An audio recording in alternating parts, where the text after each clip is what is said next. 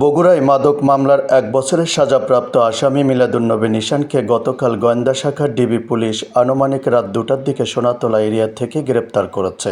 তার বিরুদ্ধে মাদক, অপহরণ, চুরি ও সন্ত্রাসী কার্যক্রম সহ অন্তত ৫টি মামলা আদালতে বিচারাধীন রয়েছে। এ তথ্য নিশ্চিত করেছেন বগুড়া জেলা পুলিশের মিডিয়া মুখপাত্র অতিরিক্ত police super Hossain Mohammad Raihan. Police জানায়, ওয়ারেন্টভুক্ত আসামি নিশানকে ধরতে গেলে তিনি হঠাৎ করে একটি দোকানে ঢুকে পড়েন এবং পুলিশ সদস্যদের লক্ষ্য করে ধারালো ছুরি দিয়ে এলোপাথারি হামলা চালায়। এতে এটিএসআই জাহাঙ্গীর আলম ও কনস্টেবল মানিকুজ্জামান গুরুতর আহত হয়। পরে সহকর্মীরা তাদের দ্রুত উদ্ধার করে বগুড়া শহীদ জিয়াউর রহমান মেডিকেল কলেজ হাসপাতালে ভর্তি করেন। এ ঘটনার প্রেক্ষিতে একটি মামলাও রেকর্ড করা হয়।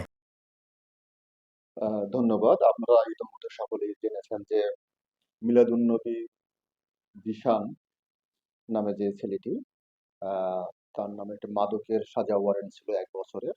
তো আমাদের সদর থানাধীন উপশহর ফাঁড়ি এটিএসআই জাহাঙ্গীর এবং সাথে কনস্টেবল মানিকুজ্জামান যখন সংবাদ পান যে তিনি নিজ গ্রামস্থ তার যে বাড়ি, নিজ বাড়িতে অবস্থান করছেন, তখন সেই সাজা ওয়ারেন্টটি তামিল করার জন্য তারা সেখানে উপস্থিত হন।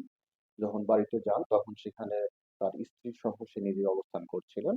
যখন তাকে হ্যান্ডকাপ পরানো হয় ওই অবস্থায় তার স্ত্রী আমাদের ২ পুলিশ অফিসারের উপর ঝাঁপিয়ে পড়ে এবং তাকে সেলাইন নেওয়ার চেষ্টা করে।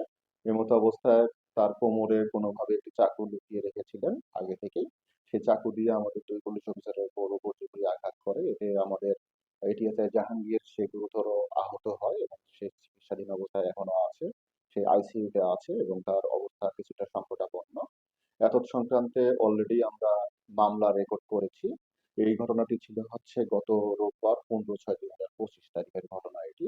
মামলা রেকর্ড হওয়ার পর আমরা তাকে জিশানকে গতকাল রাত ২টার দিকে ১:৩০ থেকে ২টার দিকে আমরা তাকে সোনাতলা এরিয়া থেকে গ্রেপ্তার করতে সক্ষম হয়েছি। তার বিরুদ্ধে আগেও এরকম মাদক এবং চাকু চালানোর অনেক মামলা রয়েছে। সে একজন প্রফেশনাল অপরাধী আমরা বলতে পারি। তার বিরুদ্ধে আমরা যে ব্যবস্থা নিয়েছি এটা একটা যেন দৃষ্টান্ত হয়ে থাকে আর যেন কখনো আইনগত কাজ করতে গিয়ে পুলিশকে বাধার সম্মুখীন না হতে হয় সেদিকটা আমরা নিশ্চিত করার জন্য কাজ চালিয়ে যাচ্ছি। বগুড়া খবর 24, সত্যের সাথে সব সময়।